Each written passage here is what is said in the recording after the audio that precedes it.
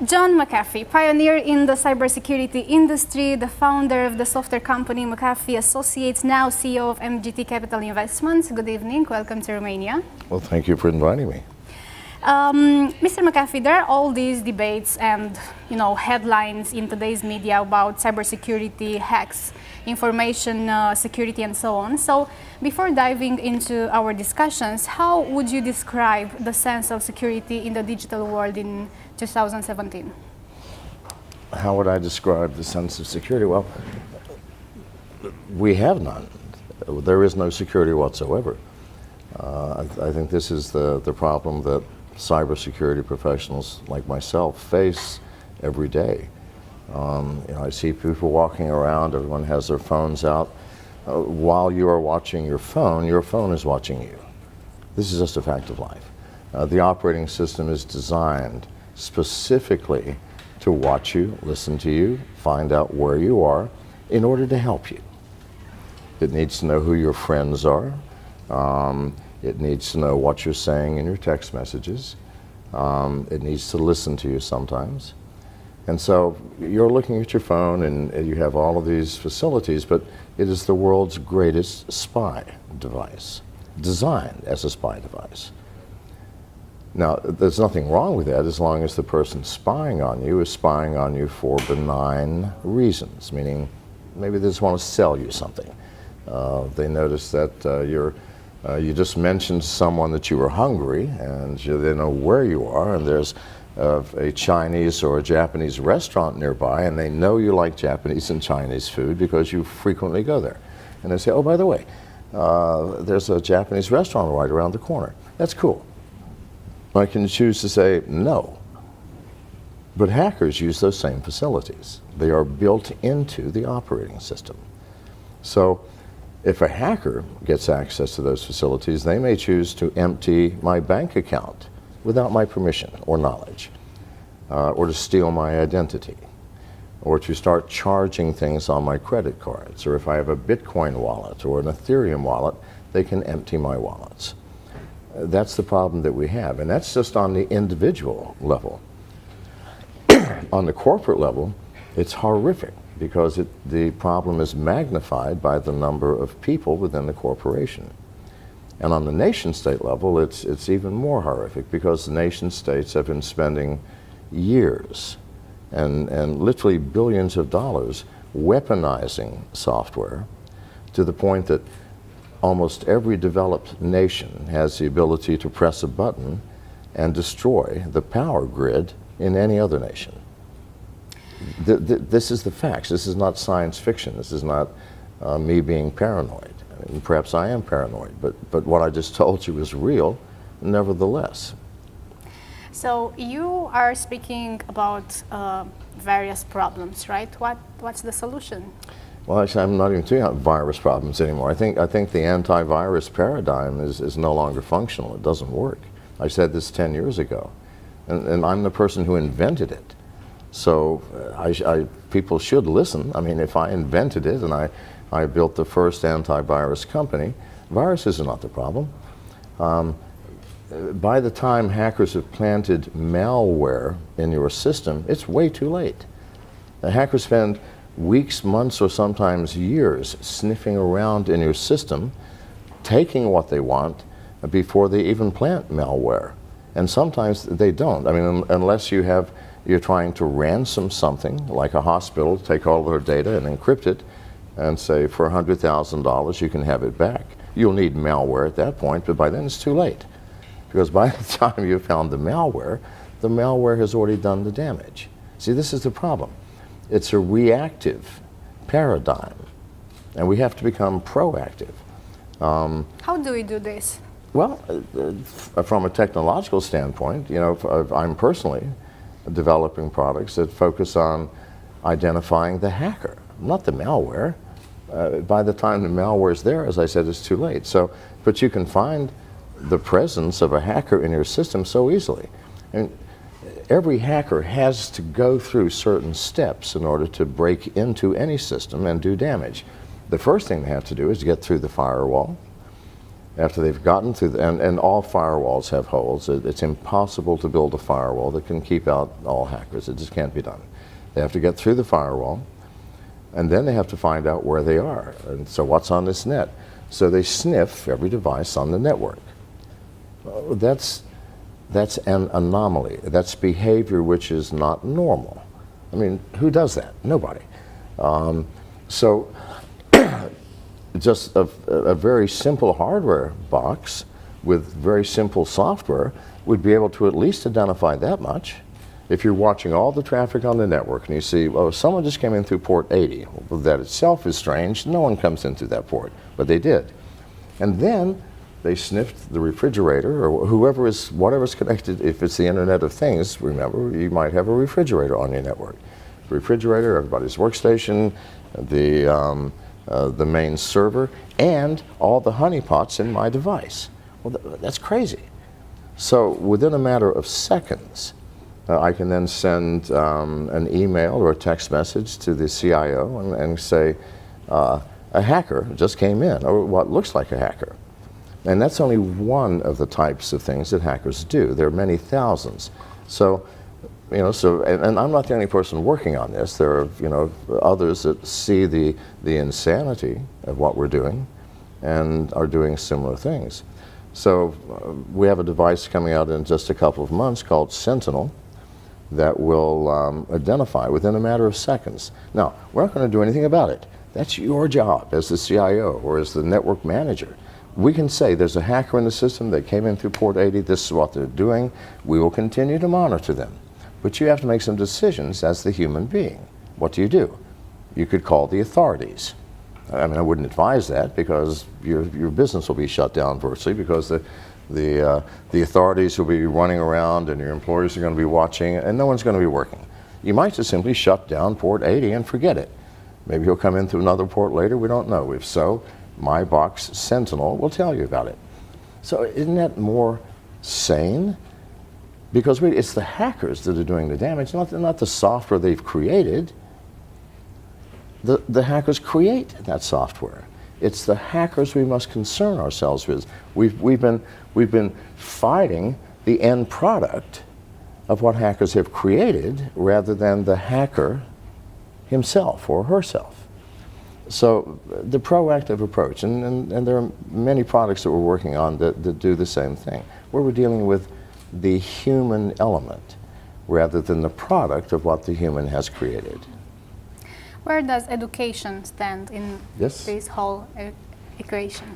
Yeah, well, I think the first thing, everybody in this room should educate yourself about these little devices everyone is holding up and carrying, because they truly are spy devices. You have people, I mean, I've even heard people at Google say that if you have nothing to hide, you have nothing to fear. Well, I've never heard anything crazier. I mean, who among us has nothing to hide? I'm serious. It's not, do you have something to hide, but what is it that you're trying to hide and from whom? Think about this. Everyone exercises a different degree of privacy hundreds or sometimes thousands of times per day. I just met you. I'm not likely right now, especially with everybody watching, to tell you the intimate details of my life. It's like if I go to the store and buy some nice Romanian beer, I don't tell the clerk what I did last night in my private hours. No, we have very restricted lines of conversation. The weather, politics maybe, the price of potatoes, and that's it.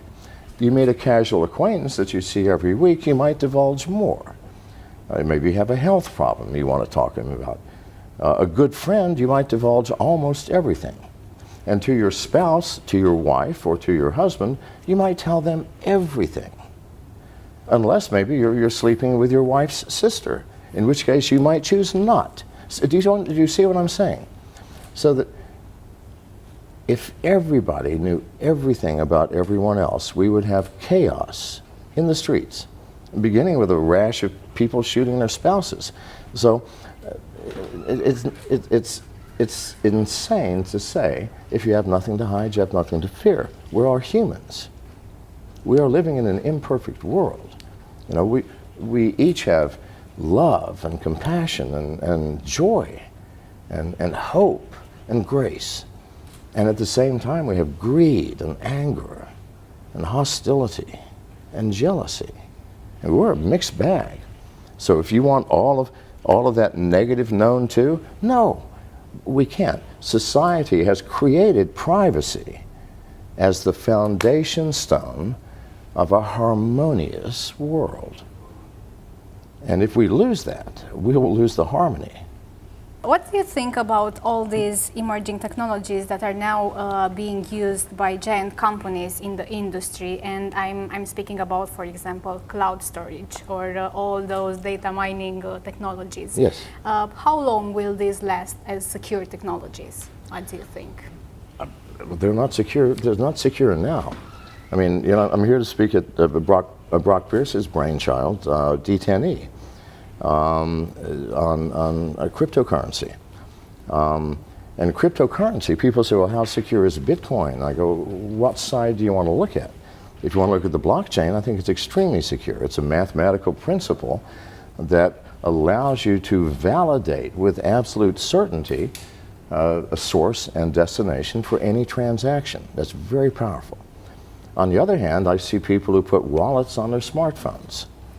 Now, something that you may not know is that over half of all smartphones, both iOS and Android, are infected with keystroke logging software.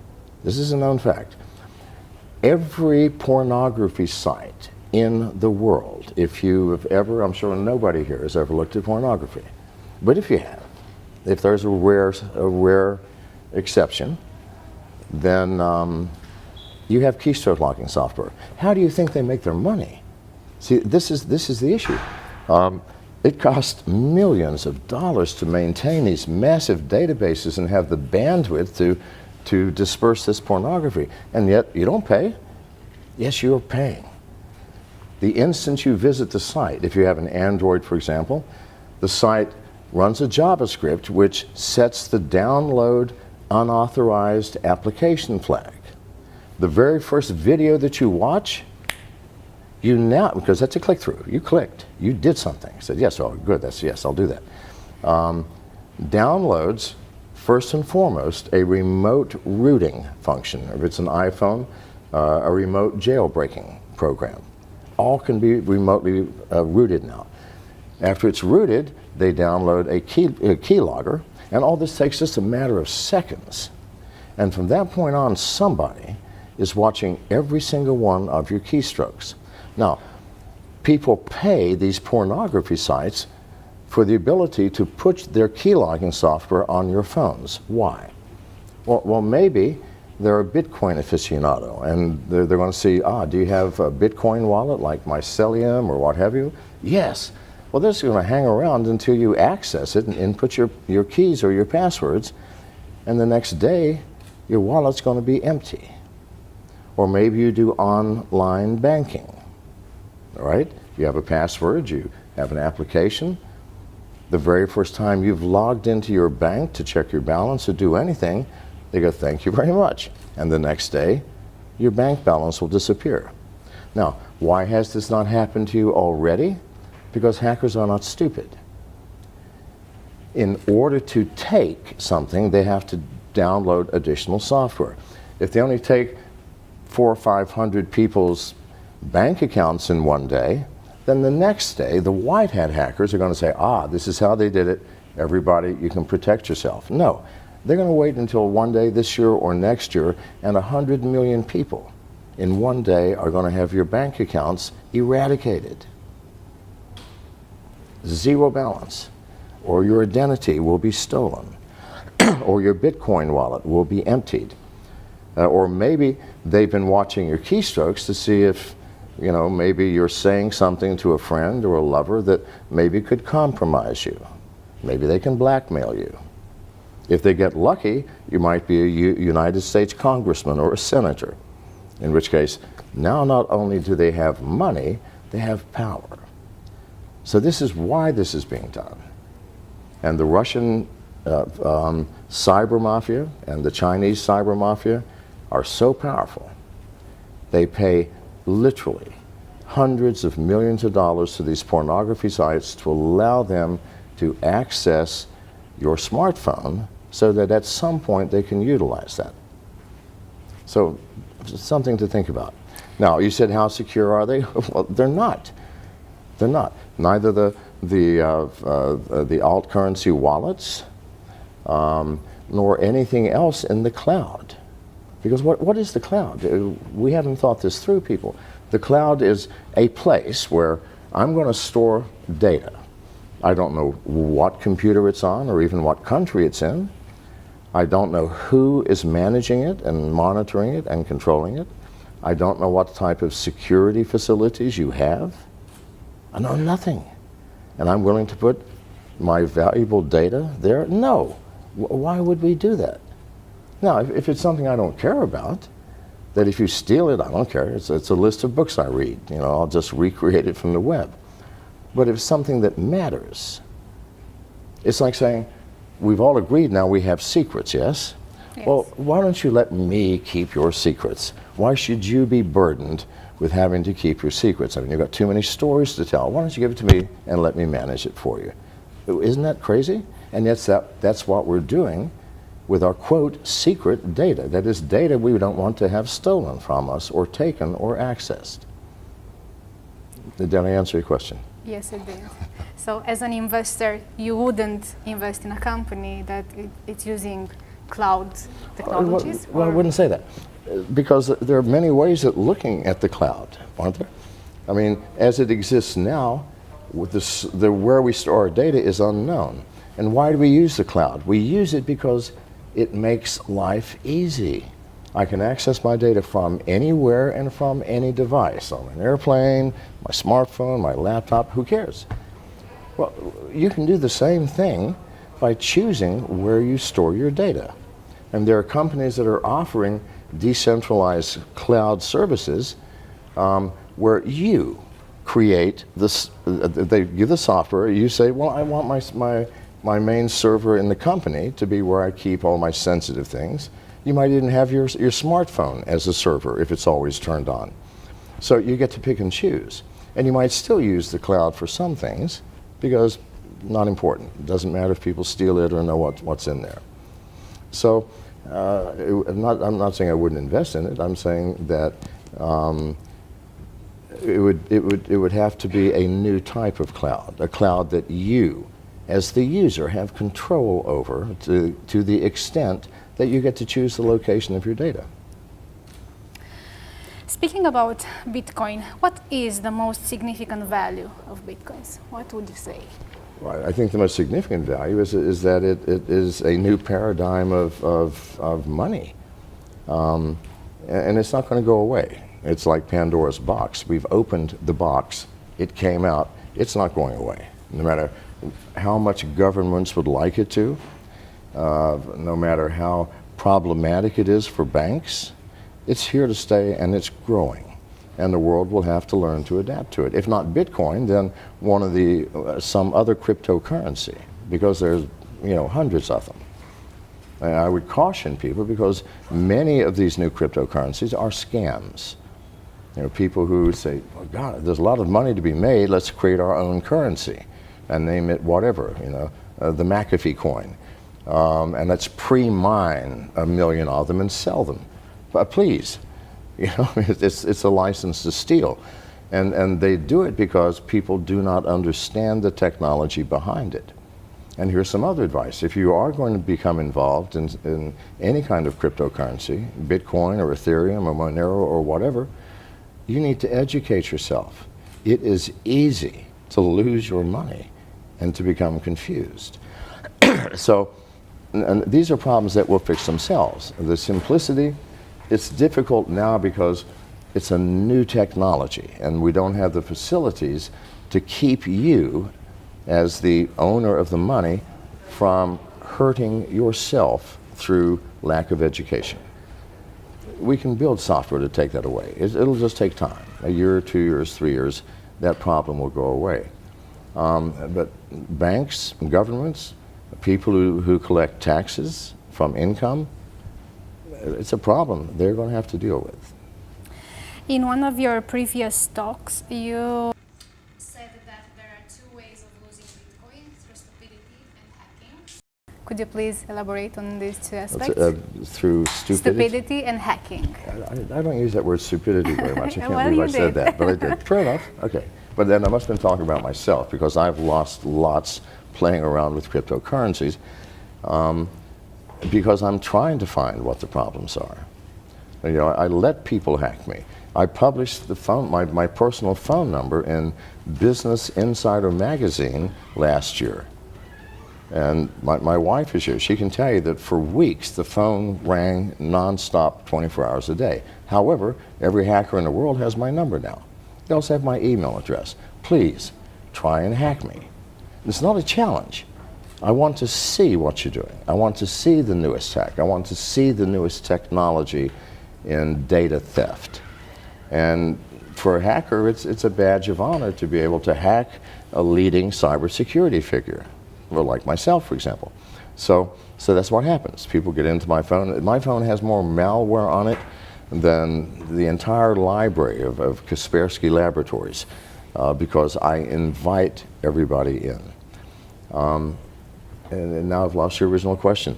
It had to do with stupidity and hacking. And hacking, yes. So it is. Stupidity meaning we blindly walk into things without thinking, like Bitcoin.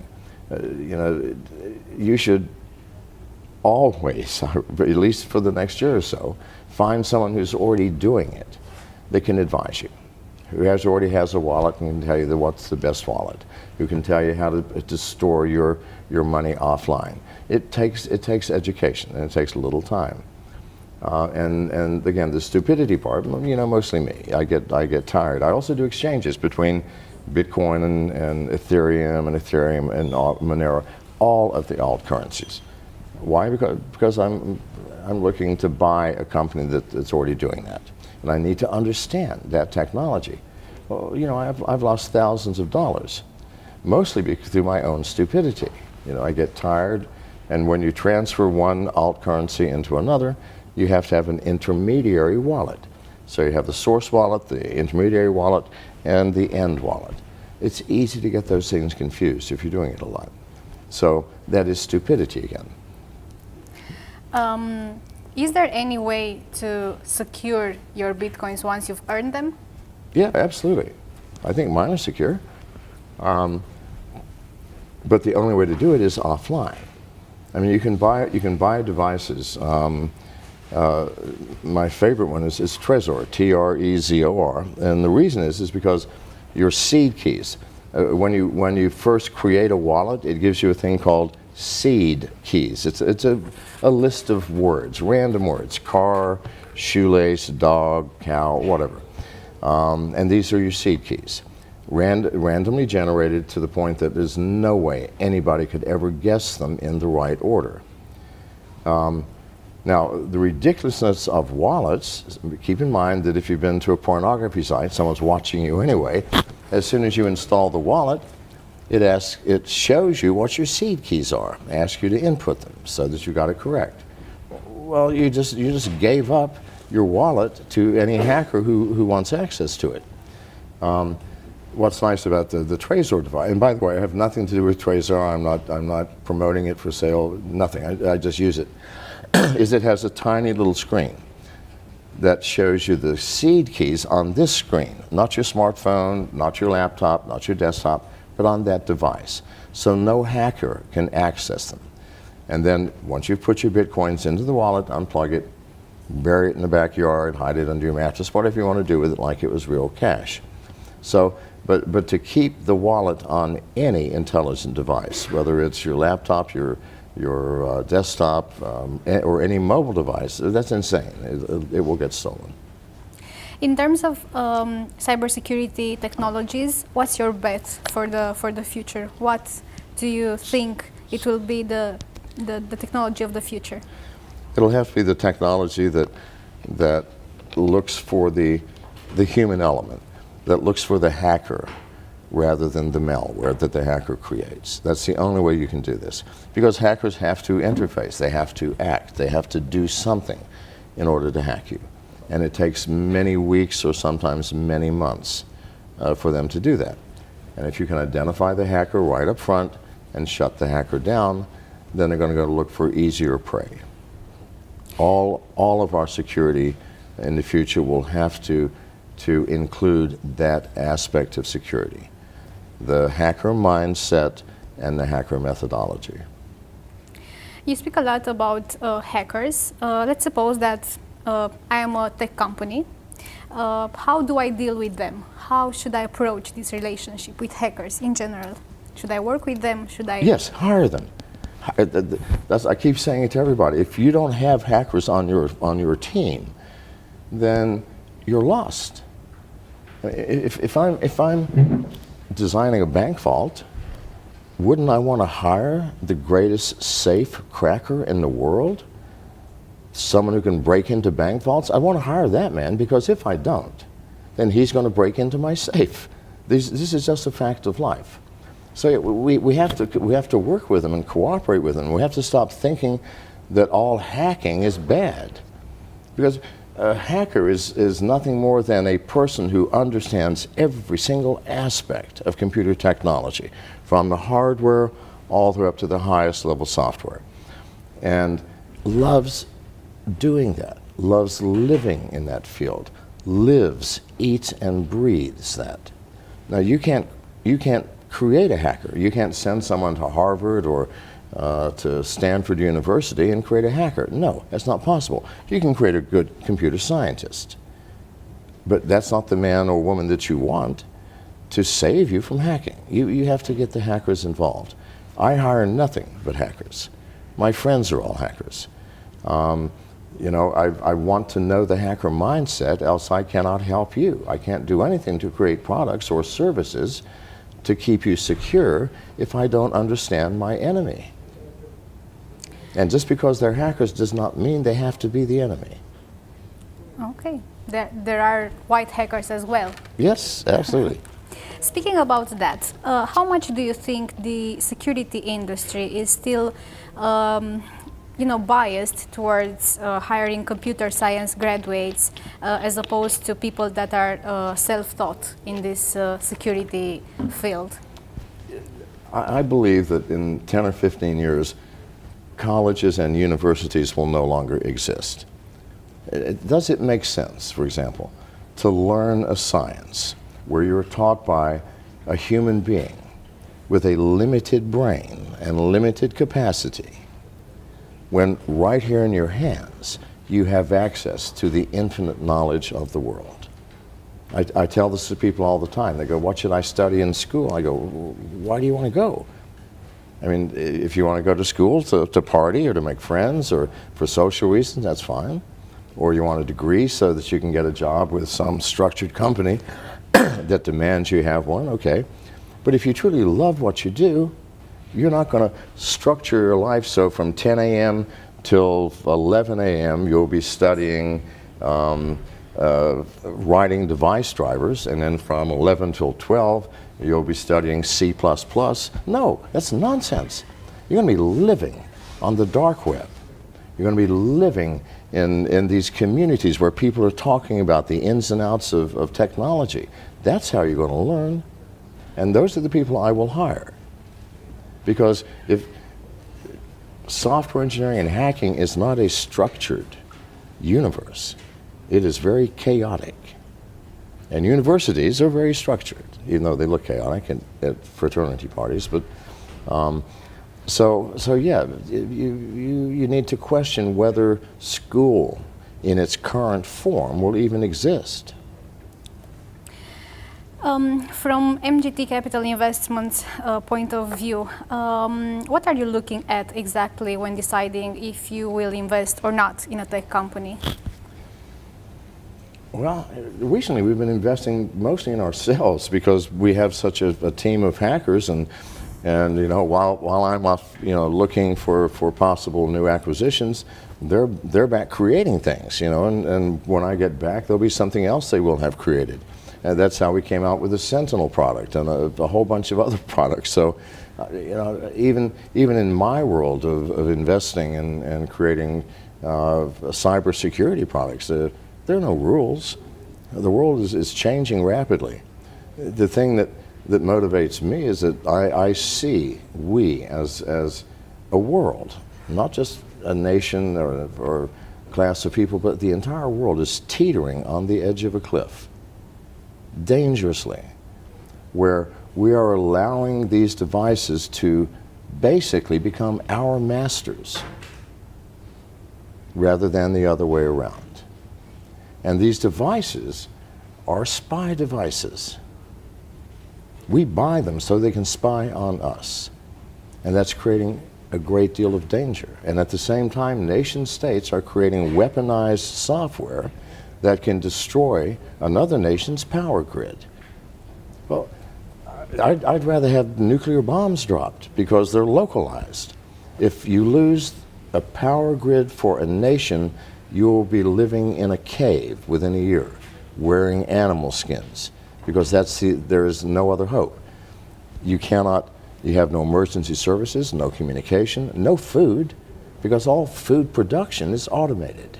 Without power, you cannot run the computers to automate that production. Without power, you can't run the machines, even if you had the manual capability of doing it. You can't distribute the food because that is all automated. It would be a horrific world, and yet we are all in this world, and at least a dozen nations have that button now. Russia, China, US, I know for sure. Isn't that frightening? It is. It should be waking people up. But instead, we're still drawn into this tiny little colorful, entertaining screen. By the way, from all the devices that we as regular people are using, what's the least secure from all? If we were to choose between our smartphone. I can tell you what the most secure is. It's this one, the one that I carry, and it's a Samsung S7. And the reason is it is the only phone that cannot be remotely rooted or remotely jailbroken. All iPhones can be again, whatever. The most hackable phone in the world is the iPhone. Android is second. But before they can do anything, they have to root your phone remotely, meaning you download a piece of software which roots your phone. And no matter how hard manufacturers have tried, no one has kept a remote rooting software out for more than a few months. This has gone for over a year. No one yet has developed one. So when they develop a root device for this, I'll search for something else. That's the only way, by the way, I can survive handing out my phone number and email address and inviting hackers to come and hack me. They can put the software on here, but the software is powerless until the phone is rooted. I never root it. Mr. McAfee, thank you so much for your time. It was a pleasure. Now, if you're still available for 5 or 6 minutes, I think that we can take 1 or 2 questions from people that gather here. And we have some questions on Facebook as well. Someone is asking why you didn't win the presidential elections. Well, I had no intention of winning it. I mean, please, anybody who's Googled me will know that I can never be the U.S. president. Well, okay, no, but let's get real. Let's get real. I'm smart enough to know that, and so were all the people on my campaign. However, what did it do? It allowed me to have a national platform to stand on, to tell people what I've just told you. Cybersecurity is our biggest risk. We're teetering on a cliff. If any of you have children, you'll understand what it means to want to leave the world in a better place than you found it. Well, we're about to leave a disaster to our children. I don't want that. No parent wants that. So it gave me a national stage, and especially me being John McAfee, expected me to do something crazy, which I tried to do as often as possible. People listen. But no, why I didn't win, there's no way I could have won. Ask that person what drugs they're on for even asking that question. I'm joking. Okay. I know. We have one question there, I think. Yes. Hi. When you were talking about giving your data to someone for safekeeping. I'm sorry? When you were talking about giving your data to someone for safekeeping and filtering and whatnot. Your personal data, you know? Yes. I got this crazy idea. Traditionally, antiviruses work like this. You would install them on your computer, would maybe pay a license on them, and hope they protect you. But if that didn't happen, then you were screwed, and you couldn't sue the company or something like this. What if we change a little the paradigm? Say I'm the consumer, there's the hacker, but there's a third party, which is someone responsible for my security. Meaning, okay, I have all this personal data, and I want to legally bind you to take care of it and not let anyone get their hands on it. If that happens, you have to pay a lot of money to me. Yes. And in return for this, maybe I pay a monthly fee. Depends on the data, it depends on stuff like that. Does that make sense from a business Well, perspective? absolutely, but here's the problem. It requires that you act responsibly too, meaning that you will not download an application from Google Play or some other thing without reading what the permissions are that it's asking, or that you never visit a pornography site, or that you never visit any site that offers you something for free, which you know is not free. But no, I'm the dumb client. I don't know that. I want No, no, someone else to manage this. but here's the issue. Because once your phone is then compromised, he can't. The third party can no longer be responsible because the hacker is not coming in this way. He's coming in pretending to be you. Yes, but Do you understand? I understand. But in my scenario, if I'm the dumb client and I don't want to have responsibility, I want to delegate responsibility, this would mean that the third party, they should be proactive, and they should go to the pornography websites and try all the things that I could try as a customer. But that's fine, and they can do that. Yeah. But as long as you are still using your phone, because let me ask you this: how will you get access to your data? Are you going to drive to their building and sit down in front of their computer, or are you going to use your computer to access your data? I'm going to use my device. That's right, and your device is the Trojan horse. Your device is the hole in the system, as long as you don't act responsibly. And if you're going to act responsibly, why do you need some third person to hold your data? That's the catch-22 here, is that it has to be on our shoulders. We always want to put responsibility on someone else's shoulders. Well, that has never worked for anything in my life. Yes, yes. And it works least of all in cybersecurity. But that's just my humble opinion. So, Thank you so much. Thank very you so welcome. much. thank you.